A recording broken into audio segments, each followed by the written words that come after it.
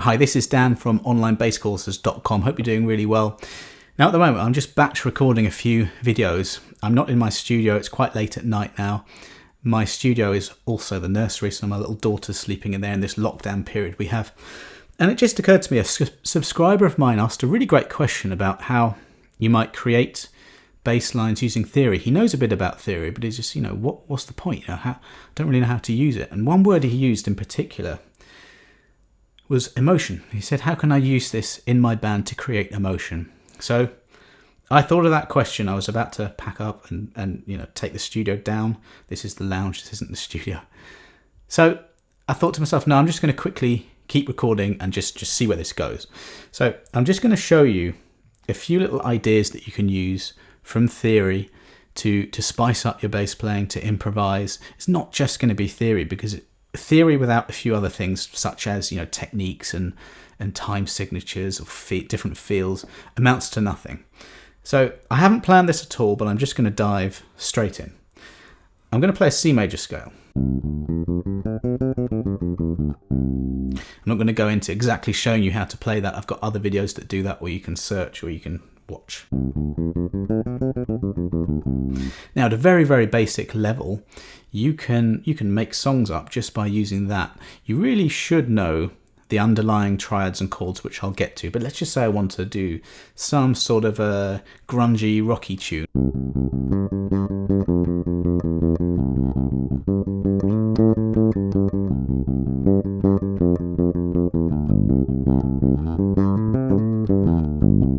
So I was just playing the notes within the scale, and that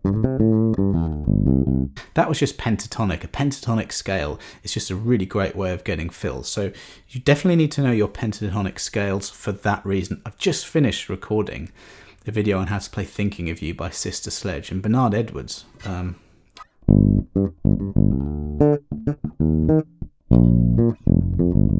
That's in a different key, that's in G minor.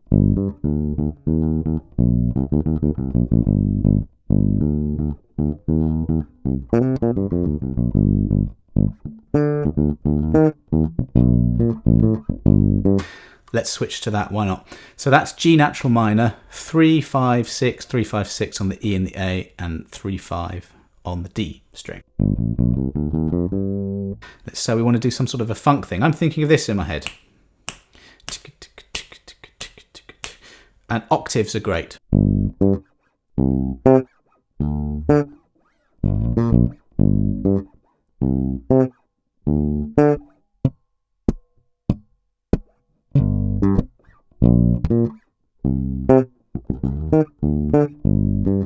All I'm doing there is just octave patterns, but moving around a G natural minor scale.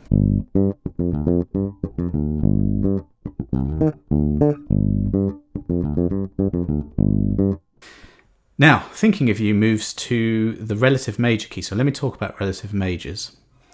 Every key has a key signature, and that's the notes in it, whether it has sharps or flats. Going back to C major, that's no sharps, no flats, C, D, E, F, G, A, B, C. If you go to the sixth note of that scale, or go down 2 frets, you get to the note A, and that's the natural minor. That's how you find a natural minor from a major scale. And it's just the same notes, but starting from that note. So A, B, C, D, E, F, G, A.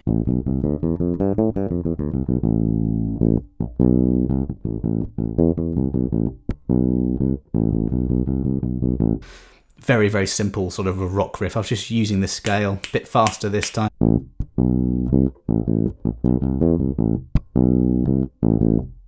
Riffs are repeating patterns. If you listen to solos, if you listen to bass lines, you'll hear a lot of repetition going.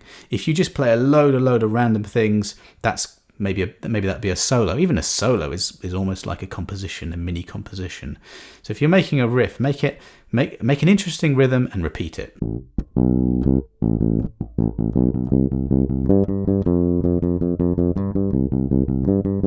I just moved to the relative major, and I did 1, 5, 4. If you number the notes of the scale, 1, 2, 3, 4, 5, 6, 7, 8. On every, and I'll show you this next, but on every single note of the scale, you can build a triad. If you play notes of a triad together, you get chords.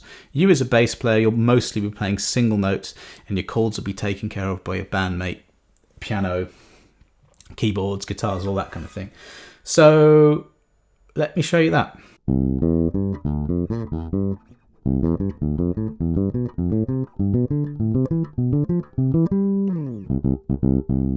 Just doing triads of C major there. A triad is where you get a scale. Remember that was 8 notes.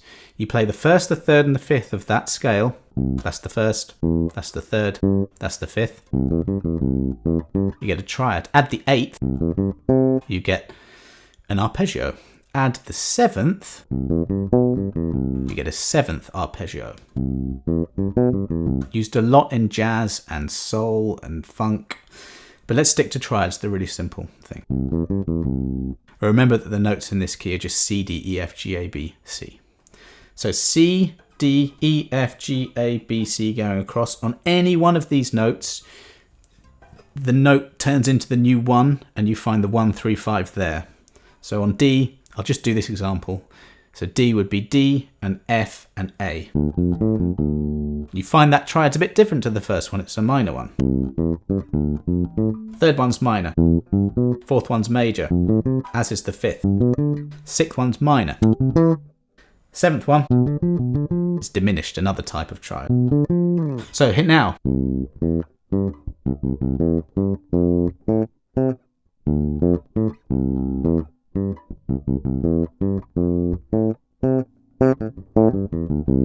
Just doing a very simple reggae type thing using triads.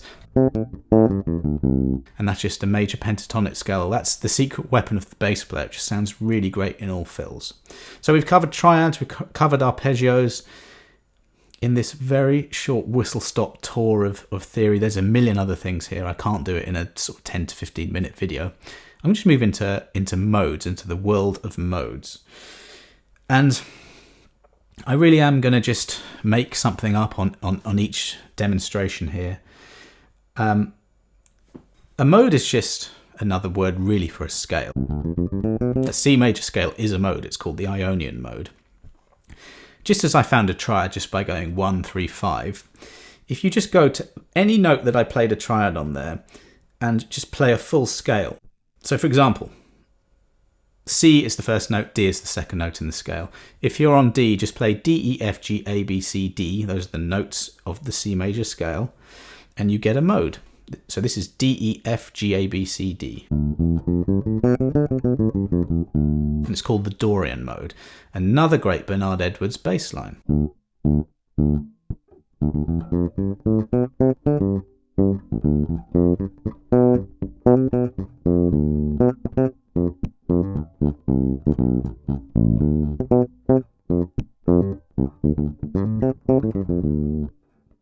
It's a very funk sounding scale, that. All the intervals within there sound great. If you like funk and jazz, you'll hear that loads. Also folk music uses that a lot. I'm going to go to the third mode as Phrygian mode. So that starts on E, so C, D, E. E is the third note of the C major scale. From that note, just go E, F, G, A, B, C, D, E, all the notes of the C major scale. And you get this minor second.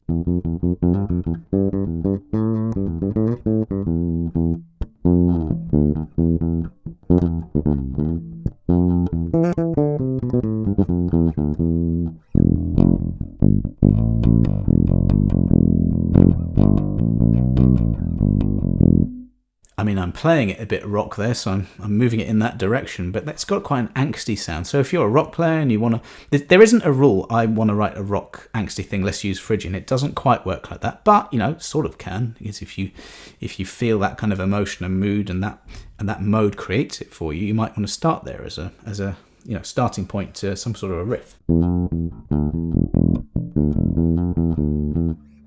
We may as well keep going through the modes. The next mode is the Lydian mode. Here's an example of how you might use that. So it's the fourth note of the C major scale. Remember, it was a major triad. And that's where the triad comes from. There's a scale there. Look.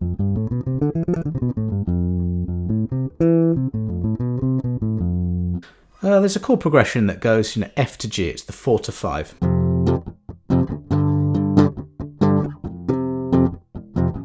Imagine a guitar playing that.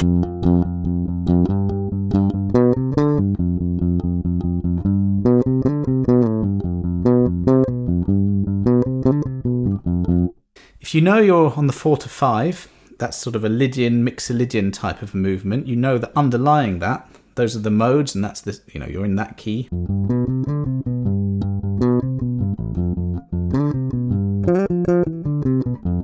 You can create really melodic lines if you do that. Now, the 5th mode is the Mixolydian mode, G to G, G, A, B, C, D, E, F, G.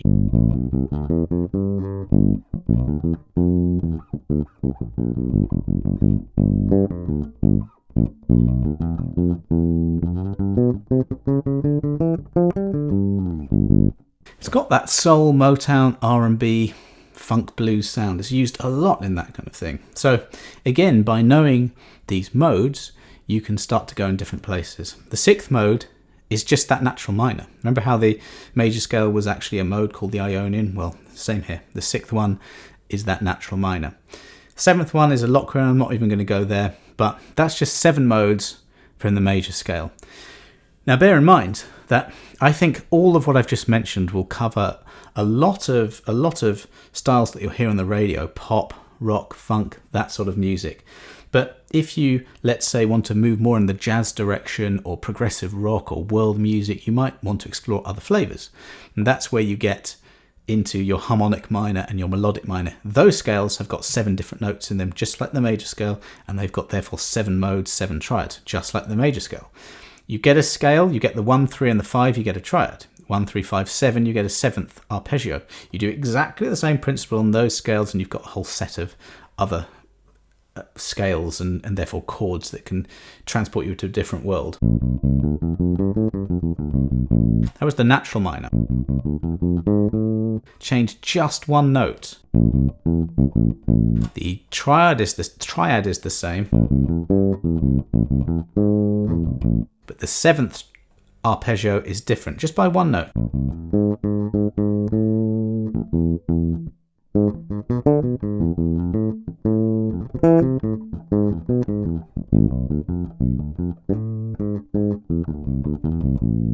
You get a different flavour going on here. The 5th mode on that.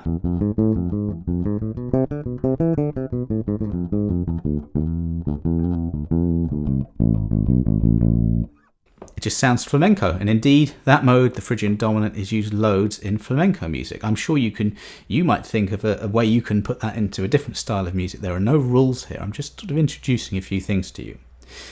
The word my subscriber used, the lovely guy who sent me that email, he mentioned the word emotion, and these scales, and this is quite magical, I think, but the different arrangement of intervals within these scales do create chemical reactions in your body that make you feel a different way. It's actually quite amazing. And it's your job to listen to as much music as you can and work out what you like.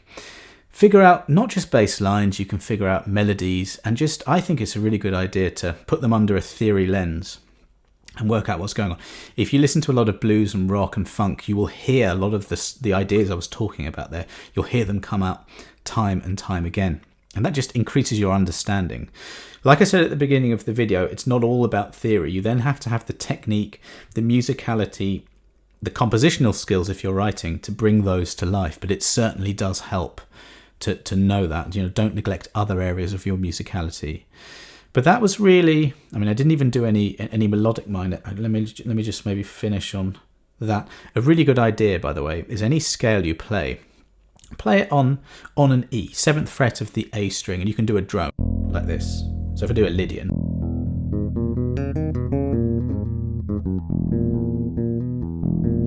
I get to hear the influence of these different intervals because I have an E string. That's why I'm doing that.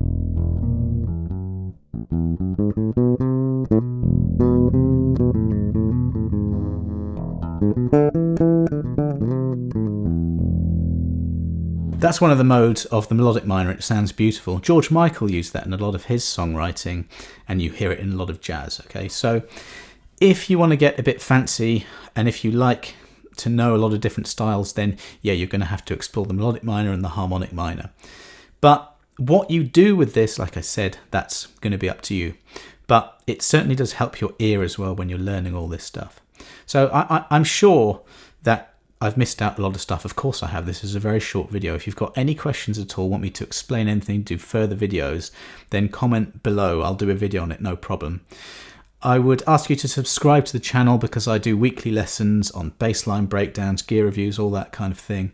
So do that, and as I said, yeah, just hit me up, let me know what you want me to do, explain, and I'll go further into it. But thanks for watching, and I'll see you on the next video.